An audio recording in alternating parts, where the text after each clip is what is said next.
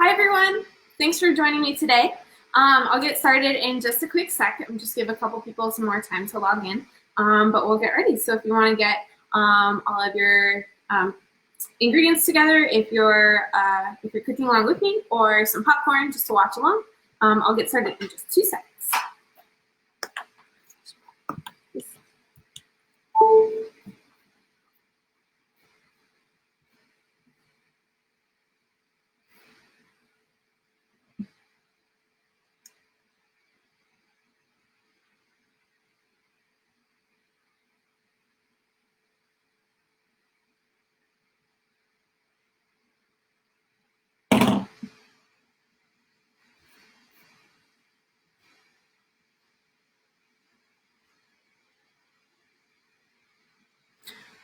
Okay, well, past 5 o'clock, so why don't we get started? So welcome everybody. My name is Marissa Soski. Usually I realize I forgot to introduce myself at the beginning of the videos. Most people who are watching this probably know me, but for those who don't, I'll introduce myself. So I am a naturopathic doctor practicing in Portland right now with, and I say this every week, but it is coming soon, a satellite practice opening up in LA very soon. And if you don't know what naturopathic medicine is, a quick intro. So naturopathic medicine, it's easiest to explain our schooling. So the first couple years of our medical school education looks the same as anybody else, any other doctor. But in our last 2 years, we really go into modalities beyond just pharmacology. So we learn pharmacology, but we also learn botanical medicine and nutrition, diet and lifestyle, homeopathy, hydrotherapy, and our approach is to look at the person as a whole and not just their disease, and try to treat the symptom and not the cause. And so oftentimes our medicine is very much about treating symptoms and putting band-aids on issues, but it doesn't actually address the root cause. And so what naturopathy aims to do is investigate and find out what is that root cause. Maybe there's several symptoms that tie together into the same root cause, and if we can get to that, then we're not just patching a leaky piece of shit, but we're actually fixing it. So that's naturopathic medicine. So that's what I do. I work primarily with cancer patients, and I love the work that I do. And I also have a master's in nutrition, which is what kind of why I do this, and I love food. And a lot of a pillar of my practice and my treatment plans with patients is nutrition. So that's what inspired me to do these videos, is just to invite people into my kitchen to cook with me and learn maybe some tips and tricks about healthy cooking to make it easier and more attainable for people. So that's why we're doing this today. So why don't we dig in? So I will introduce the recipe first. So our recipe today is adapted from this cookbook. Last week we did Thug Kitchen. This one is called Vegan World Fusion Cuisine. It is put out by some chefs here in town from a restaurant called Blossoming Lotus. It's a vegan restaurant, really delicious food. And so they put together a cookbook a number of years ago. I say it's adapted from this because I did change a number of things in the recipe from the book. In the book, it's listed as a sweet and sour sauce that we're going to make today, but I am not a huge fan of sweet, and it's also sugar-free, which is awesome. So I cut the sweetness by quite a bit and turned it more into like a sesame sauce if you would get on sesame chicken or something like that. So that's what we're going to make today, along with some kimchi rice, and I'll talk more about the kind of the specifics of each piece as we go. So first we're going to make the sauce, because that can kind of get done and then sit on the stove and kind of like sit and marinate while we make the other stuff. So first we're going to start with some onion. And you can use a small onion, or I just had large onions, so I'm using about half of a large onion. And you're just going to dice it up. And so you're going to dice it up as small as you can. And again, as small as feasible, like don't worry about hurting yourself or making it ridiculously small. It's really like what kind of pieces of onion do you want in your sauce? So if you want bigger pieces, you can leave them bigger. I kind of like, maybe like a 1/4 inch to 1/2 inch size pieces. So I'm gonna chop that up.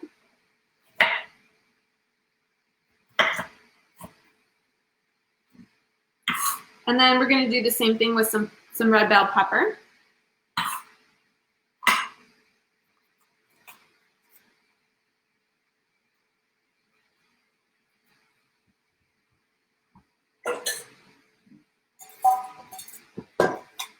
And if you also want to leave any comments or questions in the comment, I'll try to get to them. I learned this time that it doesn't scroll automatically for me, so I have to, I will scroll, so I should see them this time. Every time I do this, I learn something new, which is awesome. So what I learned last time is that it doesn't scroll for me, so I missed a bunch of questions while we we're going. So I will aim to answer those and be more attentive to that. So we only need about 1/4 cup of chopped, diced red pepper. So you don't need a whole pepper. It's about 1/3 of a good sized red pepper, 1/4 to 1/3 of a good sized red pepper. So we're gonna cut that up real small again. Now I use a lot of red pepper, as you can see, like every week I'm using red pepper. So it is one of my favorite vegetables. I say this every week, but really high in vitamin C, and really, really great flavor. So if you want to learn some fun facts about red pepper, you can check out my other videos. So we got a little bit of red pepper, and this can all get kind of like pushed into one pile because it's all going to go in at the same time. And next is some ginger. So it says about 2 tablespoons of ginger chopped, and so we're going to estimate that to be about this chunk.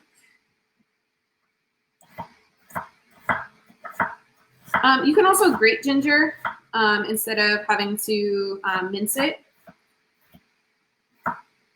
It's just another way. It'll spread the flavor out a little bit more. You won't get as much.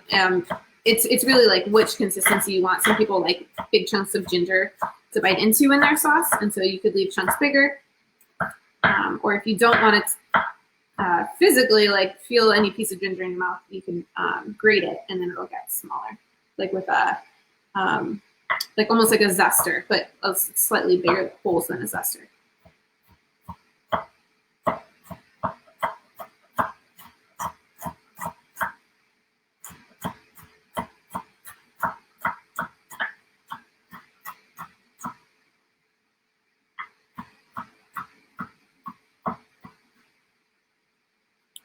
And then lastly, so that the ginger can go in with that pile.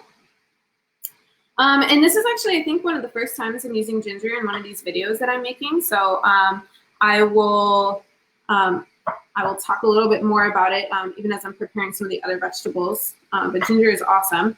I just got a question, did I peel the ginger? Do I peel the ginger? So the recipe did call to peel the ginger, but I think I don't peel most things unless you can't really eat the peel. But like carrots, for example, I don't peel them. There's oftentimes enzymes and like even a little bit of dirt that lives on the skin, and even within the skin itself. That's oftentimes in plants and vegetables where the most nutrients is. And then we take that in modern cooking, we take that off and then we throw it away.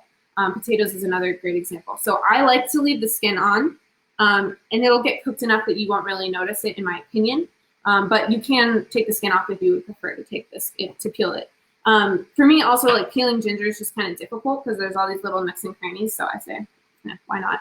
I mean, or why bother? And then yeah, like a lot of good nutrients in the skin of a lot of these things. So I like leaving it whole. And then we just need about 2 teaspoons, which is kind of an interesting amount of cilantro. So I'm gonna estimate that and probably end up putting some more in because I like cilantro. So cilantro will come later in the sauce, but I'm just gonna prep all of it now. So we're actually gonna move to the stove. So you guys will have a whole different view today.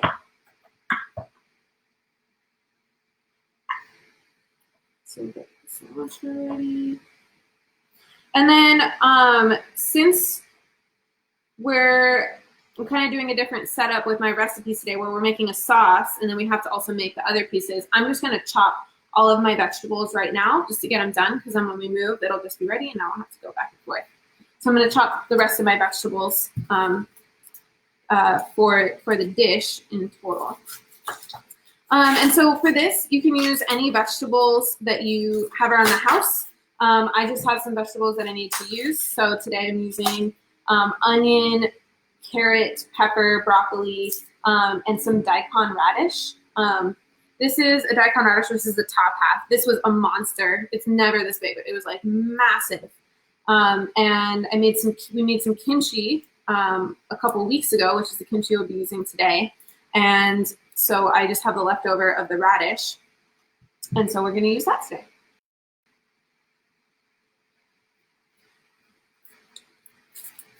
So back to ginger. So ginger is awesome. It's very great for your immune system. It has immune boosting properties. And so it's really good for keeping your immune system healthy. It's also really good to move your blood, and as a blood thinner and a blood mover. So good for circulatory problems. It's oftentimes very warming, so a warming spice. So it kind of goes with that heat and movement and getting things to flow. So ginger is really great, especially in the winter time when when it's cold outside or kind of sluggish. It really helps keep your energy, your biochemical energy warm and flowing. And it's also antimicrobial. So really good thing to use. I ended up just cutting these into smaller pieces than I anticipated because I cut that one, so I just went along with it. But you don't have to cut things that small. I'm going to cut the other one not as small. And again, these are just the vegetables that the sauce is going to go on.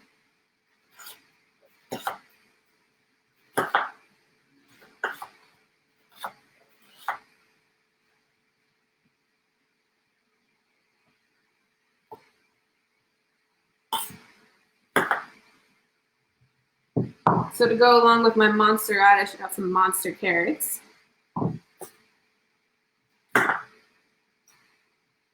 And these I'm also going to leave pretty big pieces because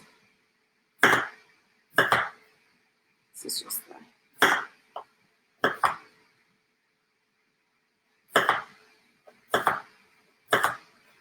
So carrots are great. I talk a lot about using different colors of the rainbow, and so carrot is an awesome color orange, which doesn't often come in vegetables. So it's a great color to incorporate. Lots of beta carotene. Always, like the well known is that it's good for your eyes. So you use beta carotene. It's a precursor to retinol, which is used in your eyesight. Also good for your skin. Good antioxidant in general. So carrots are awesome.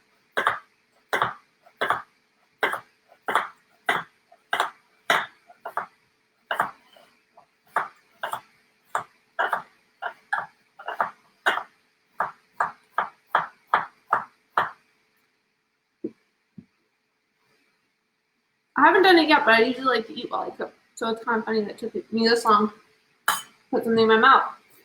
So next we have some red bell pepper again. So this is I'm going to cut in bigger pieces because it's not going in the sauce. This is just for the vegetables.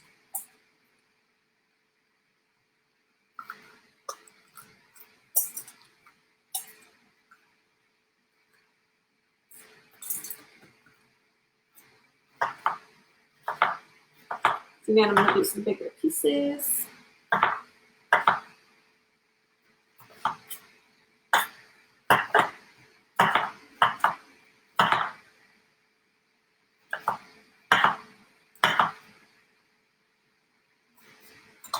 And then this is my symbolic garlic, because I only have one sad clove left.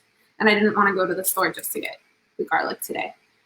So we have a symbolic garlic clove, and you can add more. I encourage you to use more. I saw a meme today, which I resonated with, which was when the recipe calls for 1 clove of garlic, and then it was a whole tray of garlic.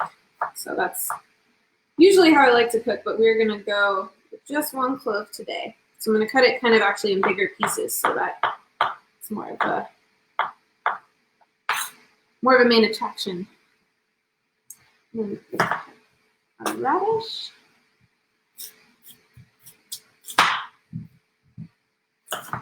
And today I'm putting everything in a pile because what I'll probably end up doing is throwing it all in at once and kind of sauteing all the veggies up together. But another way to do this is to kind of keep them separate and throw them in at different times, since they do have different cooking times. I've kind of been recently just like moving more towards throwing everything together and then not cooking it as well, and kind of leaving things a little bit more on not like on the uncooked side, but less on the overcooked side. If that makes sense. But that's just something I've been playing with recently. Usually I used to be pretty specific about when I threw and the timing of when I threw vegetables in to kind of get them all to be this same amount of cooked by the end, but I've kind of moved away from that more for convenience than anything. It's just less to think about to just throw them all in at once. But it's total preference. Either way, it works great.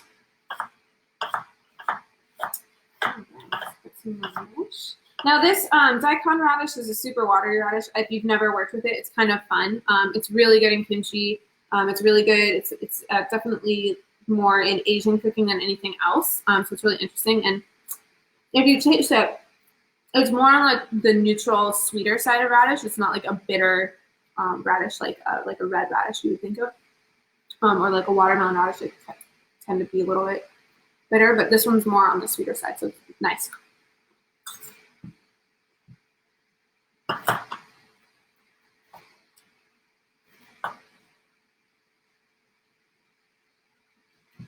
And then next we got some broccoli.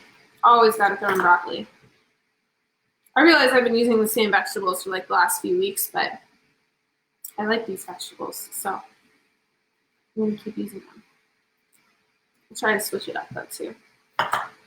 So again, doing bigger pieces of this. This is just our veggie mix.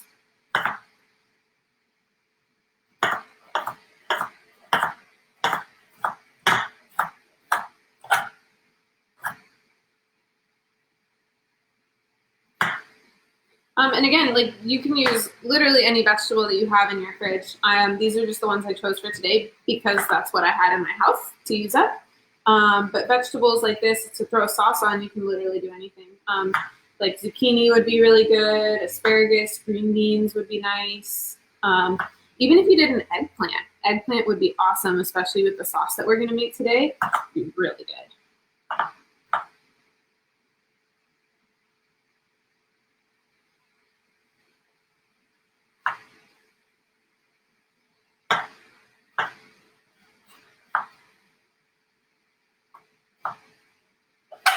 So now we have this big pile. Ooh, we got one more vegetable left I forgot about over here in this bowl.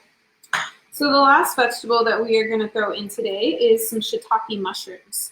Now I talked about shiitake mushrooms, I don't remember if it was last week or the week before, as being just a really good immune boosting mushroom. And so shiitake mushroom is one, like if I make like if I have a cold or if somebody's sick and I want to make them a nice nourishing soup, I love throwing shiitake mushrooms in there. So we have some shiitake mushrooms that we're going to throw in. All mushrooms have immune boosting potential and also anti-cancer properties. So they're a really nice way to throw mushrooms into, or to use food as medicine. And mushrooms are also one of the few, well, I guess they're a fungus. They're not a plant, so they're not exactly in that kingdom. They're their own kingdom. But mushrooms are one of the few non-animal sources of vitamin D. Now, they don't have a lot, but they do have some vitamin D. But other than that, you don't find vitamin D in any vegetables. So it's kind of nice to throw mushrooms in. I heard something that if you put mushrooms out in the sun, it boosts their vitamin D content, kind of like us. Like we produce vitamin D when we go out in the sun, and I have not looked it up to see if that's true or not, but I kind of like to think that it's true. So when you're putting your mushrooms out and they get to absorb the sunlight, and then you get to absorb that energy.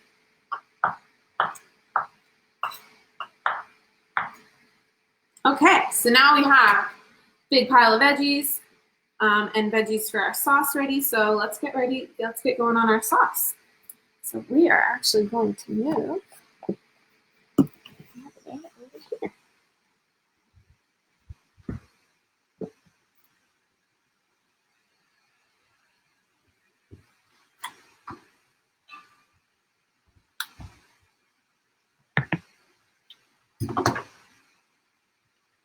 Sorry, I'm with you guys. Just plugging in my computer so it doesn't die.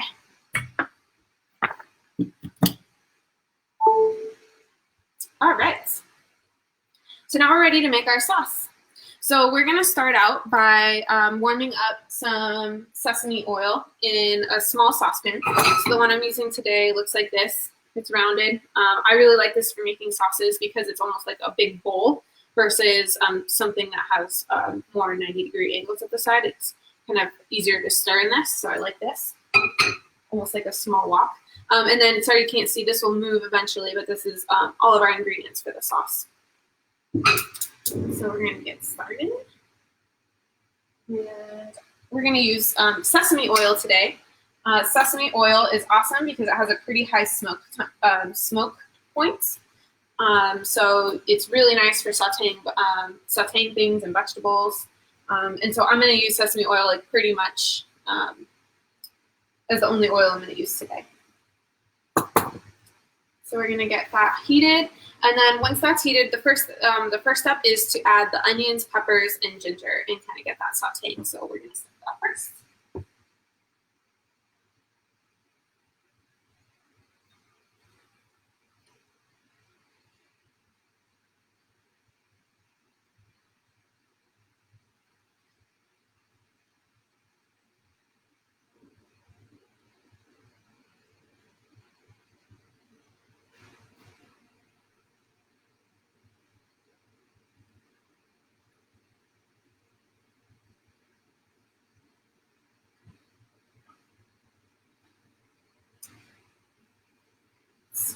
And while that's sauteing, so that'll take a couple minutes.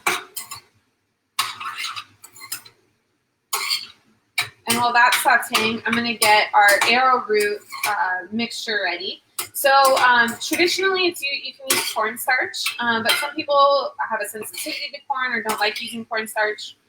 So arrowroot has the same thing. And the reason you use that is that it's a thickening agent.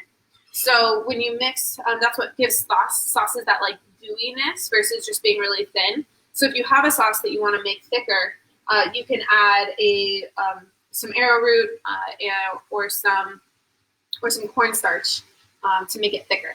And how you do that is you don't add it directly into your dish, but first you dilute it in some water. So what we're going to do is we're going to take about 2 tablespoons of arrowroot. And this is just some bulk arrowroot. So we're going to take 2 tablespoons of arrowroot and mix it into about a 1/4 cup of water, which I have already in here.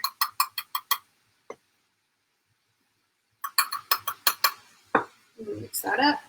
And if you want it thicker, if you want the sauce to be really thick, you can add more. If you want it thinner, you can do less.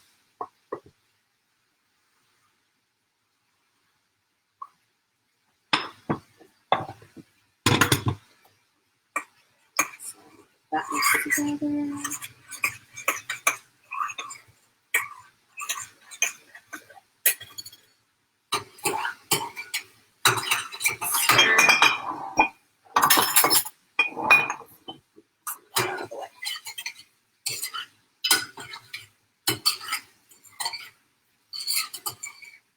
Now, this sauce, I will say, this recipe makes quite a bit of sauce.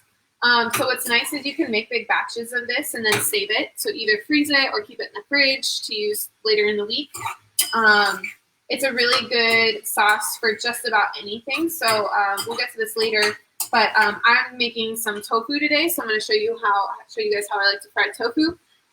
But another way that you could do this with tempeh, you could do it with chicken, you could do it with shrimp, you could do it with just about any protein. So the recipe I threw online just says protein because you can do it over whatever you want. Also, too, it makes a really great dipping sauce, a homemade dipping sauce. So this recipe, what's awesome about this sauce recipe is it's sugar-free. It relies on the sweetness from apricot preserves. And so if you want like a nice dipping sauce that's sugar-free, even for things that you buy from a restaurant, maybe or having delivered from a restaurant, you can use this as a sauce instead of the ones that the restaurant gives you, because restaurants tend to use a lot of sugar and salt and oil because it makes food taste really good, which can just up those contents when you eat them.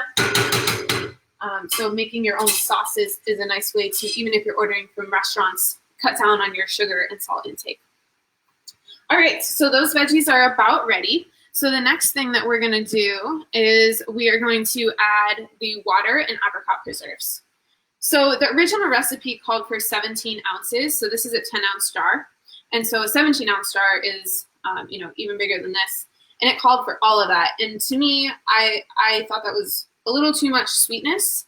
So I cut it in thirds, and I used about 5 ounces. And again, it was less sweet of a sauce. It made it more of a savory sauce, but it was really good. So that's what we're going to do today.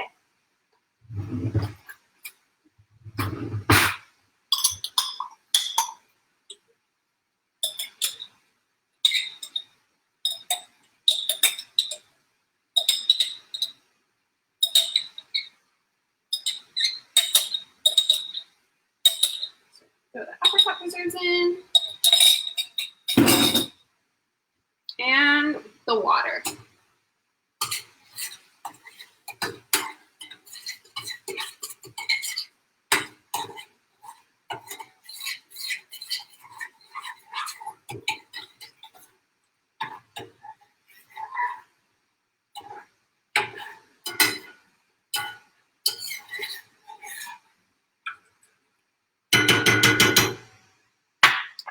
All right, so now that's going to cook for about 10 minutes. So while that's getting cooking, we're going to start cooking our veggies, and I'm going to show you the art of multitasking. So again, we're going to use some sesame oil over here. And this is just going to be a pretty easy saute. I'm just going to do oil. When the oil's hot, throw all the veggies in, get them cooked up, and that's about it, because all the flavor is going to be from our sauce. So we don't need to worry about adding flavor or even salt. We're just going to get the veggies cooked. You could also theoretically do this with steamed veggies instead of sauteing. I just decided to do saute today instead of steam. So that's what we'll do, but you could do either.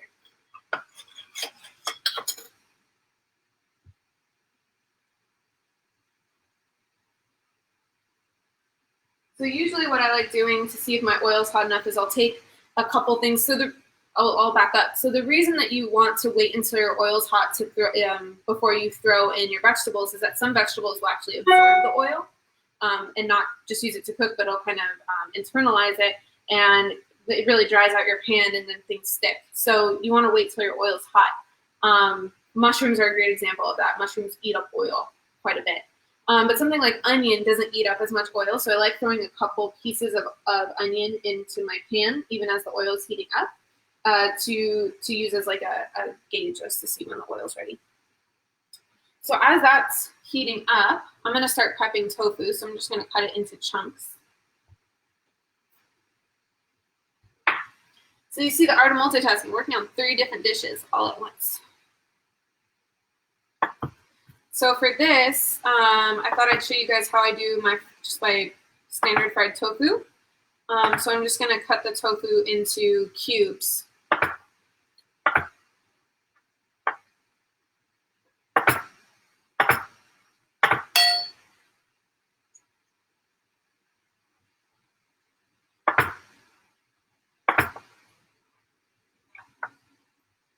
It looks like our oil is ready, so I'm actually going to throw this in first.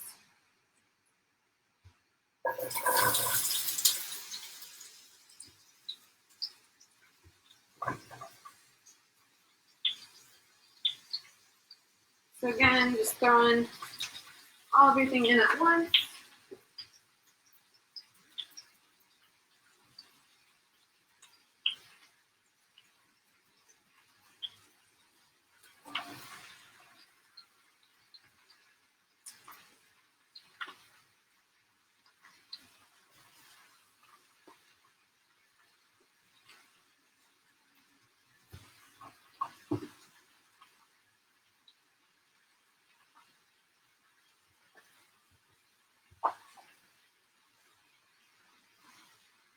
Again, feel free, if you guys have any questions, feel free to leave them in the comments section, and I can answer them as we go.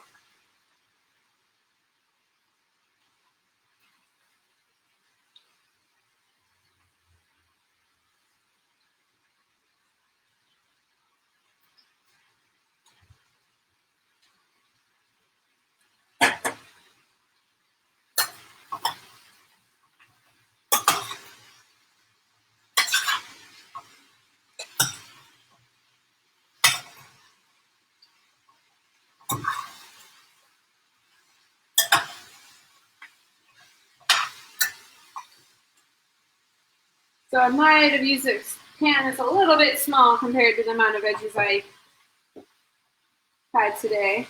That's okay. They will cook down.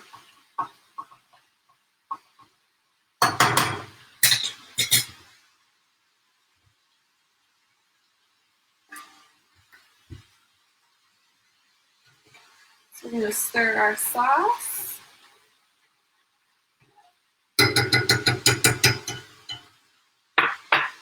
That's getting there. All right, we'll finish chopping our tofu.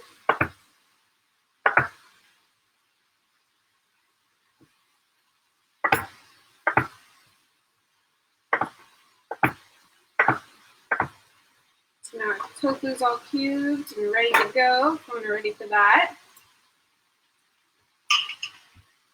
Now I'm not going to start that quite yet because it's kind of a lot to have 3 different things on the stove going at once. I'm going to stick to 2, but that's pretty much what we had to prep for this.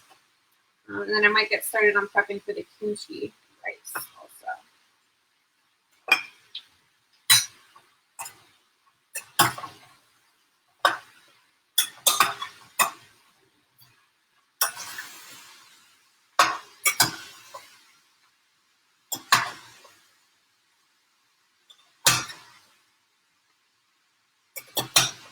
So this is another one of my kind of just like healthy eating cooking hacks.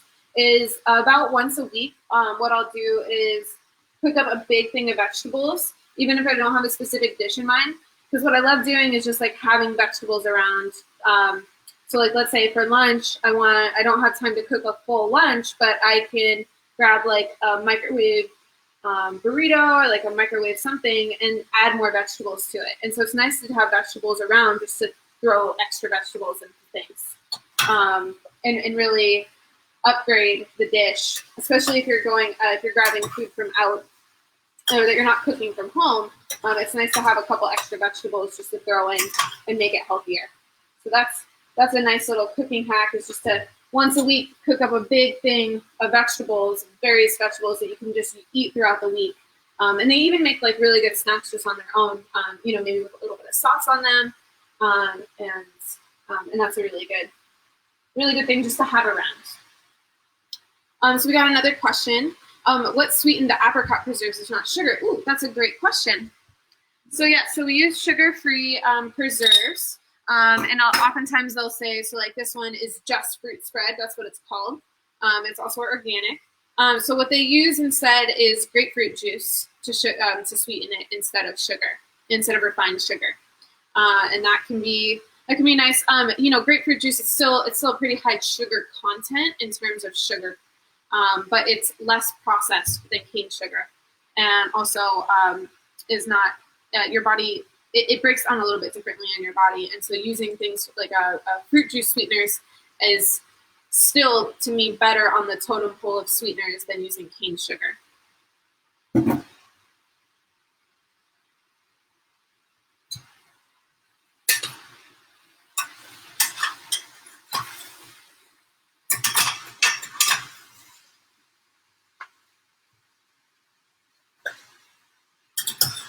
All right, so our sauce is ready for the next step as soon as I'm done stirring the veggies.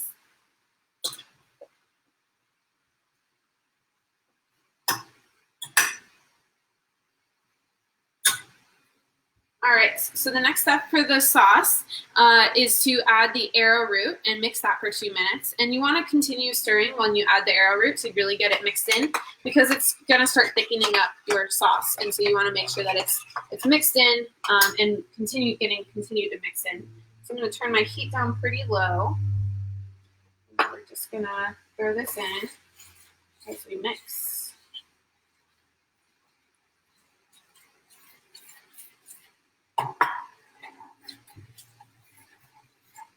And I'll take you guys over here so you can see this. But it got thick pretty quick. So now it's kind of, and before it was just water. So you can see how thick the things get.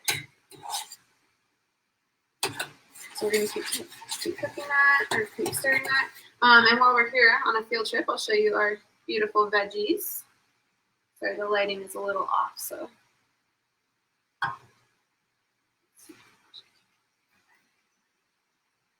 Ooh, yeah, that's better. There you go. Good shot of the veggies. All right, I'm gonna go back up here.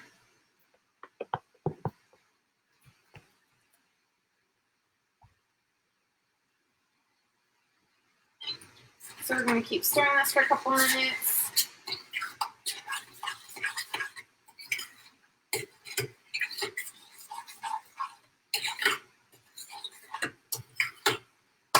And then next, for our recipe for the sauce, is just to add in the rest of the ingredients.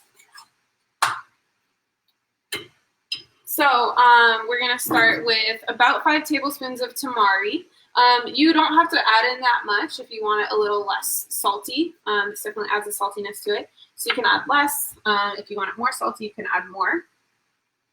And so tamari, we had this discussion last week, but tamari is a gluten-free version of soy sauce. And so in the process of making soy sauce, they do use some wheat. And so this one doesn't use wheat. And I don't know more specifics than that. We're going to add, I lost count. I'm not sure if this is 4 or 5, but there we go. Okay, so we have some tamari in there. And then next we're going to add 2 tablespoons of apple cider vinegar.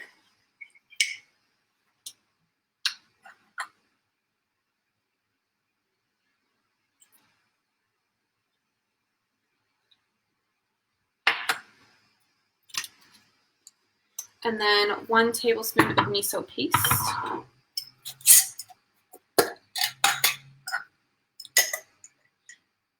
This is really nice. Not that I try to avoid soy, but our local food co-op, like health food co-op, has chickpea miso instead of soy miso, so that's kind of cool. You can often find different kinds of miso, like brown rice miso, and red miso, white miso. So it's kind of fun. This is a white chickpea miso that I'm using, but any miso will work. It's kind of fun. They have slightly different flavors. So if you ever want to go out and like get a couple different types of miso, and then you can kind of compare and see, oh, what's the difference between a red miso and a white miso in terms of flavor? What's the difference between brown rice miso and a chickpea miso? So a place like Whole Foods, will have multiple options. Now the miso, because it's like pasty, often what I'll do is for a small amount, I'll just push it up against the side of a bowl, the pan, and just kind of smush it and kind of try to get it mixed in. But you definitely have to smush it. It won't just mix in on its own.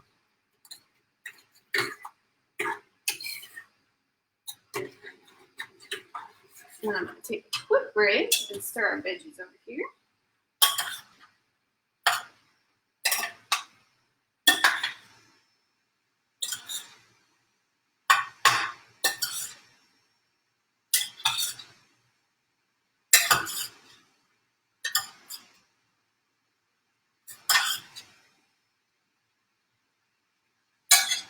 And then next is to add a tablespoon of mirin. So the original recipe called for mirin, which is like a rice wine, a cooking rice wine. I didn't have mirin. I thought I did, but I'm actually out. And so I didn't want to go run out to the store just for that, given everything that's going on. It's kind of a field trip to go to the store. So I'm going to replace it with white wine vinegar instead. It's not an exact replacement. I wouldn't say in every recipe you can replace it mirin with vinegar, but I tried it for this recipe and it worked out really well. So that's what we're going to do today. So we're going to do a tablespoon of that. And then next is a little bit of crushed red pepper. If you want the sauce spicier, you can add more crushed red pepper or another pepper seasoning. If you want it less spicy, then you can do less of that. And then we're going to add our cilantro that we chopped up earlier.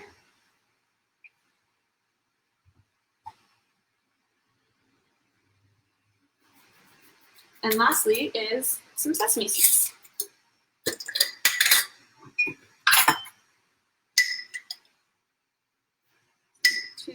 Oh, I think it said 2 teaspoons. I just said a tablespoon, which is about 3 teaspoons. So I think we're good.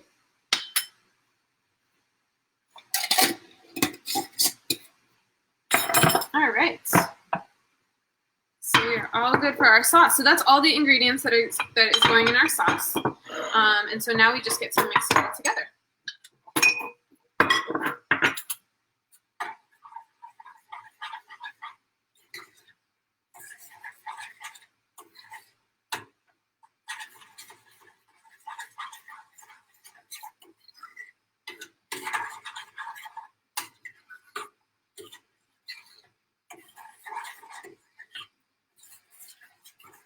So I like making the sauce first because then it kind of gets a chance while I'm cooking the rest of my food to really sit and marinate together.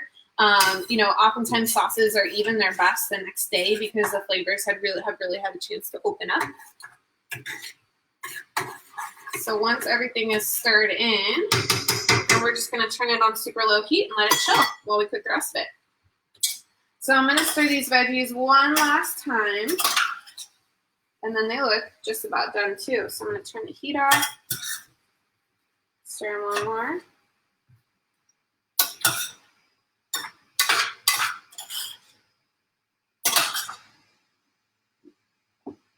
Try not to kick too much out of the pan.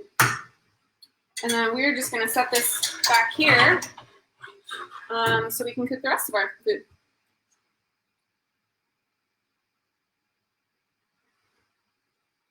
All right, so next we have our tofu and then our kimchi fried rice. So the tofu is pretty easy. I'm going to show you guys kind of how I do it, which is I start with some oil. And then oftentimes if I don't have a sauce that has a really strong flavor, what I'll do is add some tamari into the oil that I'm cooking with when I cook the tofu, because the tofu really absorbs then both the oil and the tamari, and it gives it a nice flavor. On its own if you don't have a strong sauce. But since I do have a strong sauce, I'm going to leave the tofu just plain today. To do this, I usually only use either coconut oil or sesame oil because it has a higher smoke point, and you are kind of like frying the tofu a little bit. It's not like a deep fry where you're dunking the whole thing, but you are frying on one side. So I like to use oils like that can tolerate that heat. So today we're going to stick with sesame oil since that's what we've been doing for everything else. So I'm going to add some sesame oil. And there is also toasted sesame oil, so I do have some here. This adds like a toasted flavor, so that's something you can play with too if you're interested in getting a different flavor from your oil. I'm just using regular for today. But like even to the sauce, like you could add a little bit at the end to add that flavor also. So we got that. We're gonna get this going. Get the heat ready. Then I'm gonna grab a pan for kimchi fried rice. So while that's heating up, we can get our kimchi ready. So this is actually kimchi I made, so I'm really proud of it. I love making kimchi and ferments. We have a big kimchi crock pot that's going right now. We're making another batch, and it's a nice way to get fermented foods into your diet. I can do another. At some point, I'll do like a fermentation workshop, and I'll teach you how to make kimchi. But for now, you'll just have to take my word for it. And this is a great way. I love making my own kimchi because you can very much control what ingredients you put in it, how spicy it is. So oftentimes store-bought kimchis can be really spicy, but they don't have to be. You can just not include peppers and make it more of. It comes out more like a kraut than a kimchi, but it's still a fermented food. Fermented foods are really good for your gut microbiome and maintaining a healthy gut balance and the little bugs in your gut. So fermented foods are awesome. All right, so our oil is just about ready. So we're just gonna make, with the tofu, a single layer.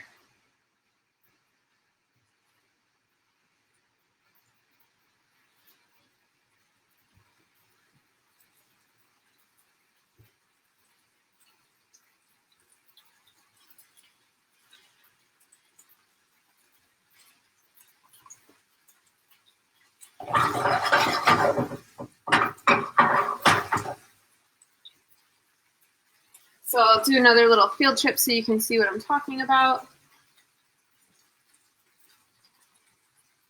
So I just do a single layer of tofu and then leave it here for a couple minutes, and then we'll flip them, and then I'll show you what that's like when we flip them.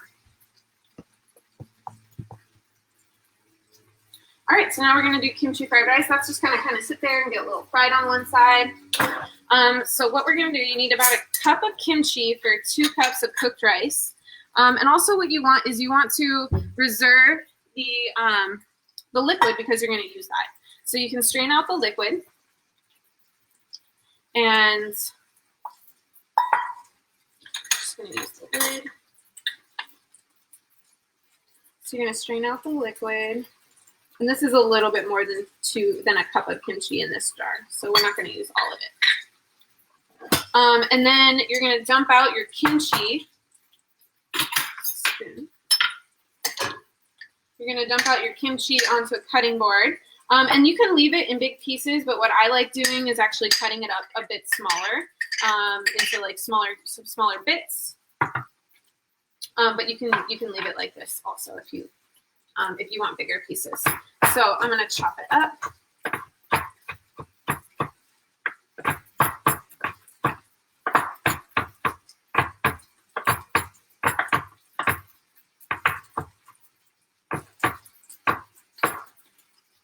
Good for me.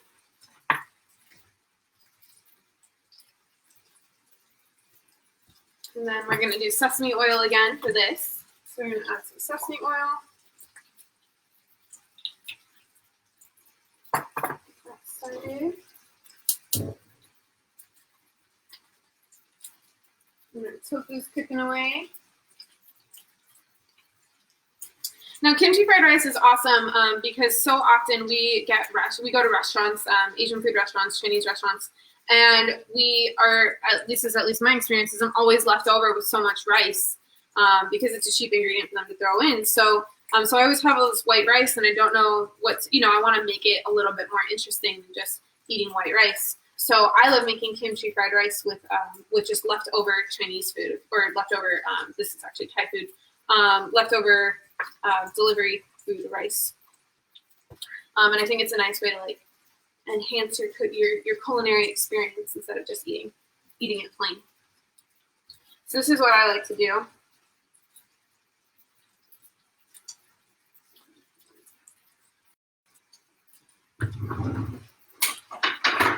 Now, switching back to frying tofu, it's about time to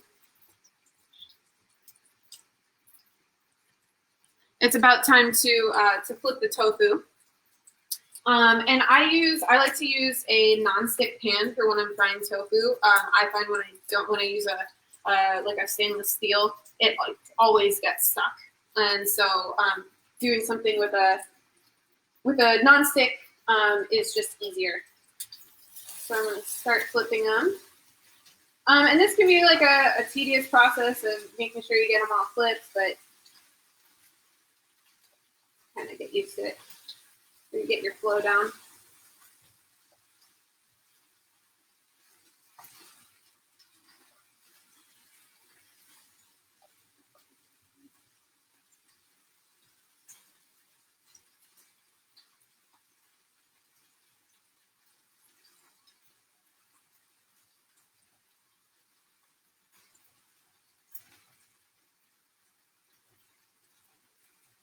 We'll flip them a couple times to try to get them to cook on multiple sides.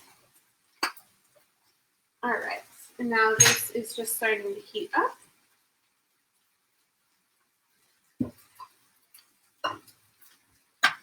So we can throw our kimchi in.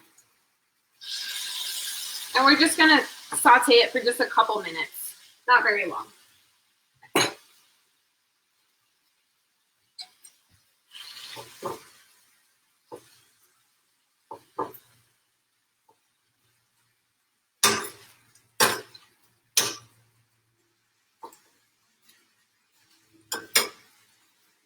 Also, if you really like kimchi, you can use more kimchi. My partner really loves kimchi, so he usually puts He usually puts like double that amount, but this is usually what I do. So we got a question. So what kind of nonstick pan do you use? So this is what's called a green pan, and I believe it's ceramic. And I don't know exactly what makes it a green pan, but it's supposed to be like a healthier nonstick surface. So oftentimes nonstick surfaces are made of, is it Teflon, which can be neurotoxic if it scrapes off and gets into you. So so this is a little bit cleaner of an option for a nonstick pan. So yeah, so green pan, I really love this pan, highly recommend it. We also have an all-clad nonstick, which I like, and so there's some new technology in nonstick out there that are coming up with cleaner options instead of Teflon. So that's awesome. Okay, so we're just gonna cook the veggies a little bit for the kimchi fried rice, and then we're gonna mix in our rice. So I would say use about 2 cups per 1 cup of kimchi. And then when you throw it in, you can just break it up. You can do this ahead of time too, but since I'm just doing it right from the container.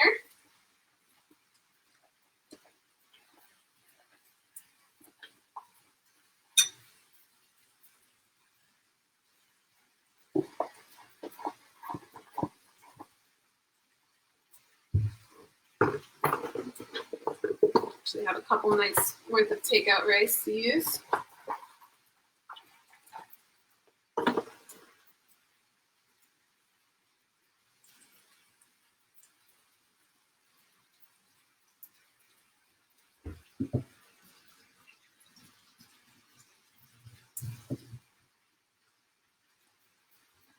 And then also make sure that you're paying attention to the tofu so it doesn't burn. We're gonna get it cooked on the other side.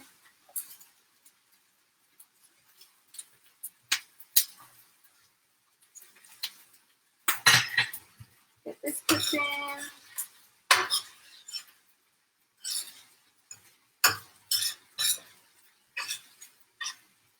And then the last step, once you've mixed in the rice, is to add the kimchi juice back in. So you're just going to take your kimchi juice, you just pour it in. And then some kimchis are really salty, so you won't need to add a little bit of any extra salt. But what I like to add is a little bit of soy sauce if it's not a salty kimchi, to give it that fried rice flavor. Another thing you can use is coconut aminos. Coconut aminos has a little bit sweeter of a salty flavor, and so that can be a nice touch also.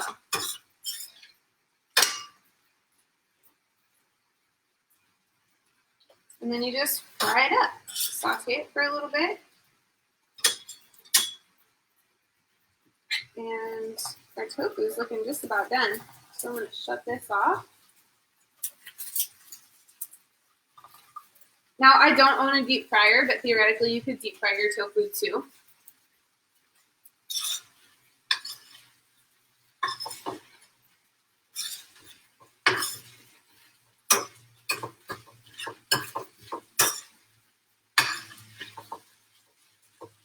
And everything is just about done.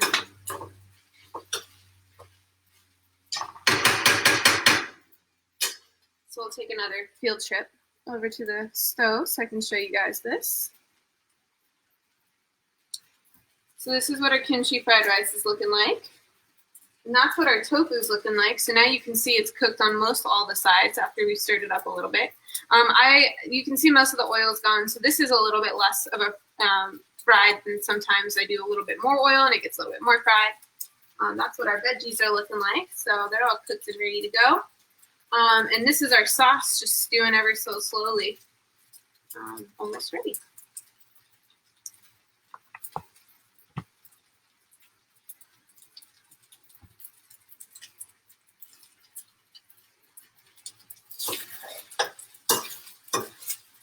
All right.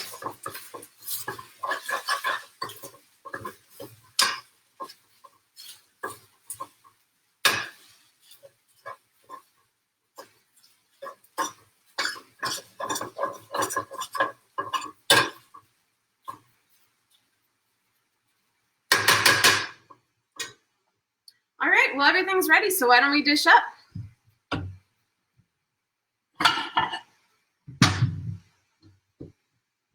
So I'm gonna get, you can combine this however you want, but what I'm gonna do is I'm gonna take some veggies.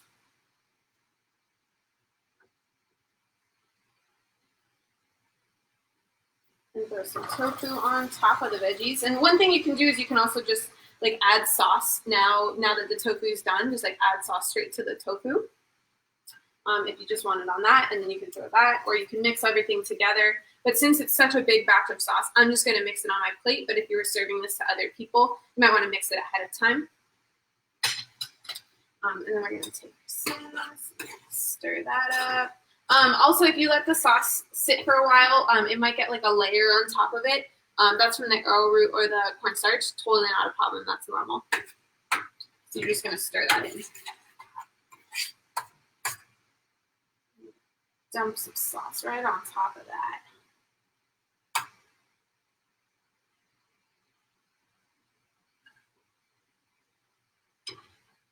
Serve it with a side of kimchi fried rice.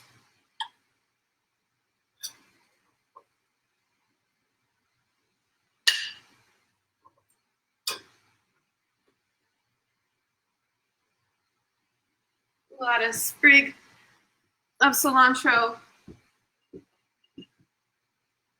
for aesthetic sake. And here we go. We got our plate of food all ready to go. So let's see how it tastes.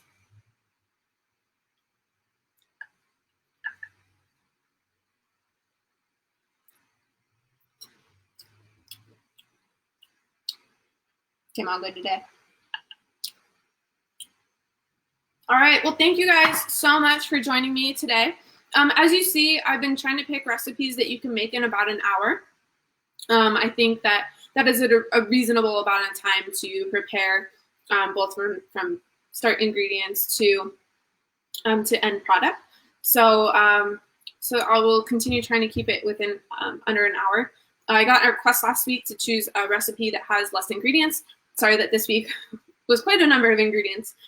But in the future, I will do that. And we're also going to start doing some themes and getting a little bit more creative with the classes. So stay tuned. I hope you tune in next week. And thanks so much for watching and cooking with me today.